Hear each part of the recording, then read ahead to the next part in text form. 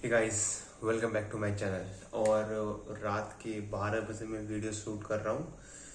Reason है कि schedule कुछ ज़्यादा बिजी हो गया है और टाइम नहीं मिल पा रहा और कुछ पर्सनल रीजंस भी हैं। तो बहुत दिन बाद वीडियो आ रही है। मैंने पहले भी कहा था लेट वीडियो आएगी, बट आएगी। शॉर्ट्स में दे रहा था, अगर आपने मेरे शॉर्ट्स नहीं देखे तो उसको भी आप जाके चैनल पे देख सकते हैं। और आज का टॉपिक थोड़ा सा हट के होने वाला है। बेसिकली हट के नहीं, मतलब कि रोज के लाइफस्टाइल को लेकर के टॉपिक है ये, ठीक है। तो आज हम बात करने वाले हैं कॉफी के बारे में। कॉफी एक ह्यूमन के लाइफस्टाइल में बहुत ही इंपॉर्टेंट रोल प्ले करता है। कॉफी को यूज करते हैं पढ़ने के लिए, बहुत सारे एथलीट हैं, बहुत सारे जिम गोअर्स हैं जो कॉफी को अपनी परफॉर्मेंस स्ट्रेंथ बढ़ाने के लिए यूज करते हैं। तो एग्जैक्टली ये है क्या और इसमें चीजें क्या डिफर कर रही है रियलिटी से, और जो अभी हमारे मार्केट में फैला हुआ है रूमर्स, उससे क्या सच है क्या झूठ है। तो मैं ऐसे 7 फैक्ट्स रखूंगा, आप इसे एडवांटेज या डिसएडवांटेज भी समझ सकते हैं कॉफी की, जिससे ये आपको समझ में आएगा कि कॉफी से नुकसान क्या है और फायदा क्या है, कितना फायदा कितना नुकसान। मैं यहाँ पे normal coffee as a drugs supplement की बात कर रहा हूँ। इसे दूध के साथ लेना है, पानी के साथ लेना है, ऐसे कंफ्यूज मत होना। वैसे ऐसे सप्लीमेंट बोल रहा हूँ। तो गाइस, अगर आपने अभी तक हमारे चैनल को सब्सक्राइब नहीं किया है तो प्लीज कर लें। और अगर मेरा गला बैठा हुआ है तो थोड़ा सा मैं बीमार हूँ, बैठ गया गला, क्या कर सकते हैं। खैर, तो सबसे पहले पॉइंट पे पढ़ते हैं। कॉफी हमारे मेटाबॉलिज्म को बूस्ट करता है, स्ट्रेंथ करता है, इस तो हमें पता है। फैक्ट्स हैं, रियलिटी चेक हम थोड़ी देर में करेंगे। सबसे पहले आपको पता है कि जो कॉफी होता है वो क्या कॉज करता है? Constipation, of course. देखो, 2 तरह का मैकेनिज्म काम करता है यहाँ पे। सबसे पहली बात अगर मैं बोलूं, अगर मैं एक्सपेरिमेंट्स या रिसर्च की बात मानूं, रिसर्चर्स की बात मानूं, तो उसमें क्या होता है कि कॉफी जो है कॉन्स्टिपेशन कॉज करते हुए देखा गया है। बट कुछ लोग ऐसे होते हैं जिनको वॉशरूम जाने के लिए उनको एक कॉफी का ग्लास लगता है, सुबह सुबह उनको फ्रेश होने के लिए कॉफी की जरूरत पड़ती है, ऐसा भी देखा गया है। But there exceptions. होता क्या है कि जब आप कॉफी पीते हो ना, तो उस टाइम आपके जो पेट में, आपके पेट से गैस्ट्रिन का सेक्रेशन होता है, ठीक है। गैस्ट्रिन के सेक्रेशन के बाद, वो सेक्रेशन होने के बाद वहां पे वो कॉन्स्टिपेशन कॉज कर देता है, ठीक। सेकेंड जो पॉइंट है कॉफी का, वो है स्लीप।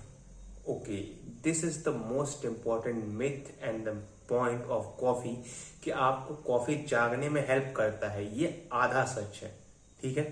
कॉफी आपको पक्का जागने में हेल्प तो करेगा, लेकिन ये नेगेटिव इफेक्ट भी करता है। ये नेगेटिव इफेक्ट करता है, इसका कारण क्या है मैं अभी समझाता हूं। आपने कॉफी पिया, आपको नींद नहीं आती and you are so happy कि मैं रात भर बैठ के पढ़ूंगा। बट अगेन, अभी बहुत सारे बट आने वाले हैं। बट बॉडी के अंदर एडिनोसिन नाम का एक हार्मोन होता है जो आपको सोने के लिए रेस्पॉन्सिबल होता है। बेसिकली कॉफी क्या करता है, जो एडिनोसिन जो होते हैं वो कहीं पे जाके बाइंड करते हैं, मतलब जो हार्मोन्स होते हैं उसके स्पेसिफिक सेंटर्स होते हैं, वो वहां जाके बाइंड करते हैं। एडिनोसिन जहां जाके बॉडी में बाइंड करता है, कॉफी उस जगह को रोक देता है, उस बाइंडिंग को रोक देता है। उस बाइंडिंग के रोकने से प्रॉब्लम क्या होती है कि आपको नींद नहीं आती। लेकिन अगर आपकी बॉडी को जिस टाइम पे नींद आनी चाहिए उस टाइम पे नींद नहीं आएगी, फॉर एग्जांपल रात में, तो आपका स्लीप आप एक साइकिल खराब हो जाएगा। अब स्लीप अब एक साइकिल क्या होता है ये आपको पता होगा, कि बॉडी अपने हिसाब से एडजस्ट करती है कब सोना है कब नहीं सोना है। जब आप सो के उठते हो तो एडिनोसिन हार्मोन जो होता है वो बहुत लो होता है। जैसे जैसे आप दिन स्पेंड करते हो, शाम होते होते होते होते ये बढ़ते जाता है ताकि आपको बॉडी को रेस्ट मिले। लेकिन कॉफी के आने से क्या होता है, वो रेस्ट नहीं मिल पाती और बॉडी वहां पे नेगेटिव रिएक्ट करता है। ये बहुत ही ज्यादा बेकार सिचुएशन बन जाती है। आप ऐसा समझ सकते हैं कि आपको जेट लैग लग रहा है। जेट लैग वो होता है कि एक कंट्री से दूसरे कंट्री जाते हैं, वहां पे टाइम के चेंजेस होते हैं तो आपको नींद आ रही होती है, तो जेट लैग लग रहा है बिना कोई ट्रैवल किए। अमेजिंग, बहुत ही बुरा सिचुएशन हो जाता है। इसलिए मेरा सजेशन खास कर ये है कि रात को कॉफी पी के आप मत सो, क्योंकि कॉफी का जो हाफ लाइफ भी होता है वो 3 घंटे का होता है और आई थिंक उसकी असर 6 घंटे तक रहती है। अगर आप 9 बजे रात को कॉफी पीते हो तो रात के 3 बजे तक नींद नहीं आएगा, लेकिन आप कंसंट्रेट भी ठीक से नहीं कर पाओगे। खैर, अब आगे चलते हैं हम थर्ड पॉइंट पे। थर्ड पॉइंट क्या है? एंजाइटी। ओके, कॉफी से कई लोगों को एंजाइटी दूर होती है, ऐसा मैंने सुना था जब मैं अपनी कोचिंग क्लासेस में था। ऑफ कोर्स उस टाइम इतनी नॉलेज नहीं थी, इतना नहीं पता था, आज इतनी है।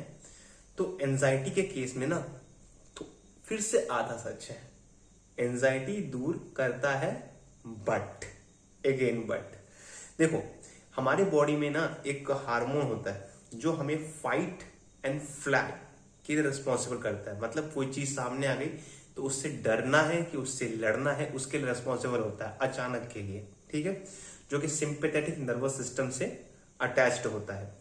कैफीन क्या करता है? बॉडी में एंजाइटी को बढ़ाता है। जी हाँ, एंजाइटी को बढ़ाता है। एंजाइटी बढ़ाने के कारण क्या होता है? वहां पे पैनिक अटैक्स आते हैं बच्चों को, हार्ट रेट बढ़ जाना, हाइपरटेंशन हो जाना, अचानक से बॉडी में कांपने लगना, पसीना आना, ये सब जो चीजें हैं, अगर आप कॉफी का सेवन करते हैं या फिर कॉफी पीते हो तो ये चीज देखने को मिलती है। लेकिन एक पर्टिकुलर डोज से ज्यादा, ठीक है, वो डोज में मैं बताऊंगा कितना डोज एक दिन में लेना चाहिए, ठीक है। नेक्स्ट, सबसे खतरनाक चीज जो होती है कॉफी में ना, जिस वजह से वो फेमस हुआ है, फर्स्ट चीज जो स्टूडेंट्स में फेमस है पढ़ाई को लेकर के, सेकेंड थिंग फिटनेस को लेकर के।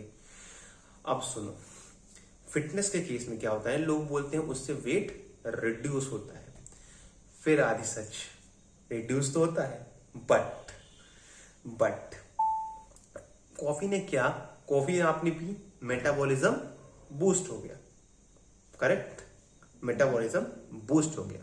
बॉडी में एक हार्मोन होता है जिसका नाम बोलते हैं ग्रेलिन हार्मोन आपकी भूख लगने के लिए रिस्पॉन्सिबल होता है। आपने देखा था स्टार्टिंग में जब मैंने कहा था कि वो नींद नहीं आती है तो वो उस जगह बाइंड करता है, उसको रोक देता है, उस हार्मोन को। यहां भी यही करता है, उस हार्मोन को रोक देगा। जैसे ही वो हार्मोन को रोकता है तो आपको भूख लगना बंद हो जाती है। आपको भूख लगना हो गया बंद, आपने कर ली इंटरमिटेंट फास्टिंग, मतलब बहुत ही लंबे समय तक भूखा रहना, आप भूखे रह लिए, ठीक है। लेकिन इससे प्रॉब्लम क्या होगी? इंटरमिटेंट फास्टिंग में आपकी मसल ग्रोथ जो होगी वो बहुत कम हो जाएगी। भूख तो लग नहीं रहा, आप कुछ खाओगे नहीं, तो आपके मसल्स पे असर पड़ेगा, बाकी बॉडी के न्यूट्रिशन पे असर पड़ेगा, वेट तो कम होगा बट ओवरऑल बॉडी का मास, मसल्स, न्यूट्रिशन, माल न्यूट्रिशन तक हो सकता है, कई बार हो जाता है। ये नेगेटिव इफेक्ट है इसका। ये है प्रॉपर नॉलेज के बिना कुछ भी यूज करना, ठीक है, कॉफी के केस में।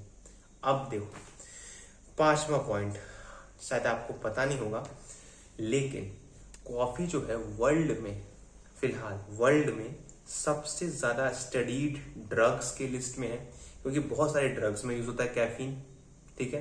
दूसरा, फिटनेस सप्लीमेंट्स के नाम पे इस पे इतने रिसर्च किए गए हैं कि मतलब हजारों पेपर मिलेंगे आपको। दूसरा, एज ए मेडिकल रिसर्च कोई भी एक्सपेरिमेंट होता है कंसंट्रेशन को लेकर के, फिटनेस को लेकर के, तो ये ड्रग्स या फिर कैफीन के ऊपर एक्सपेरिमेंट होना ही है। तो ये सबसे ज्यादा मतलब कि स्टडीड ड्रग्स में आता है। मैंने पहले बात किया था, एक और बात है, strength, power, concentration and speed, ये इसे इनहेंस करता है। मैं ये मना नहीं कर रहा, इनहेंस करता है, but it cost many things. अब बेसिकली ये सब जो मैंने सिचुएशन आपको बताई है, ये कब होगा? अरे हाँ, sorry, I missed one point also, I missed it, sorry, dehydration. Okay, जिसके वजह से आपके बॉडी से फ्लूइड्स निकलते हैं, बाहर निकलते हैं। अगर आप ब्लैक कॉफी पीते हो तो आपके अंदर बॉडी से fluid as a sweat, as a urine बहुत ही तेजी से बाहर निकलेंगे, जिससे आपको डिहाइड्रेशन भी हो जाएगा। अभी डिहाइड्रेशन होने के बाद जैसे ही होती है, उसके बाद एक और प्रॉब्लम आता है, हार्ट रेट। मैंने पहले मेंशन किया था इससे पहले भी एक टाइम पे, हार्ट रेट इनहेंस करना। हार्ट रेट भी इनहेंस होता है, पैनिक अटैक आएगा, याद आया मैंने पहले पॉइंट में बोला था, तो वहां पे हार्ट रेट भी बढ़ता है। और जब मैंने पहले पॉइंट के बाद एक बात कही थी कॉन्स्टिपेशन, और दूसरा मैंने कहा था हंगर वाला, जिसमें था हार्मोन ग्रेलिन, वहां पे एक पॉइंट और मैंने मिस किया था। बेसिकली आपके जो पेट में गैस्ट्रिक एसिड होती है, HCl होता है, ये उसको भी एनहेंस कर देता है। तो आप क्या हो गया, पेप्टिक अल्सर का कॉज भी बन जाता है, ये एसिडिटी के लिए भी रिस्पॉन्सिबल होता है। कुछ ड्रग्स हैं जिसमें इसका बहुत ही ज्यादा यूज होता है। मतलब इसका यूज ड्रग्स में क्यों होता है, क्योंकि इंक्रीज करता है एब्जॉर्प्शन, ठीक है। पैरासीटामोल के एब्जॉर्प्शन को बढ़ा देता है। वहीं अगर मैं वारफरिन की बात करूं तो वहां पे इसको मेटाबोलाइज जल्दी कर देता है। तो ये सारी चीजें इसको बहुत ही अच्छे तरीके से इनहेंस करने के लिए हेल्प करती है, पैरासीटामोल, वारफरिन वगैरह को, या किसी भी अंदर ड्रग्स को। बेसिकली इसका एक पर्टिकुलर आपको मतलब कि कैसे समझाओ, इसका पर्टिकुलर स्केल होता है किसी भी चीज खाने का, क्या लिमिट होनी चाहिए किसी चीज की। फॉर एग्जाम्पल अगर मैं कॉफी की बात कर रहा हूं तो कॉफी की limit less than 500 mg per day ये तय की गई है। See less than 500 mg, not G, mg, okay. तो ये तय की गई है। अभी आप समझ जाइए कितना कम होता है। तो ये तो कुछ बातें थी कॉफी को लेकर के, जो मिथ्स थे, जो फैक्ट्स थे, जो रियलिटी थे, वो मैंने थोड़ी बहुत क्लियर कर दी होगी। अगर कुछ भी डाउट रह गया हो तो आप मेरे कमेंट सेक्शन में बिल्कुल मैसेज कर सकते हैं, कमेंट कर सकते हैं। इंस्टाग्राम आईडी है डॉक्टर गीतराज के नाम से ही, वहां पर आप मुझे DM कर सकते हैं और वहां भी मेरे को फॉलो करिए। और अगर अभी तक चैनल को सब्सक्राइब नहीं किया तो प्लीज चैनल को सब्सक्राइब कर लीजिए, क्योंकि ऐसे वीडियोस आते रहेंगे, थोड़े से लेट आएंगे लेकिन आएंगे जरूर।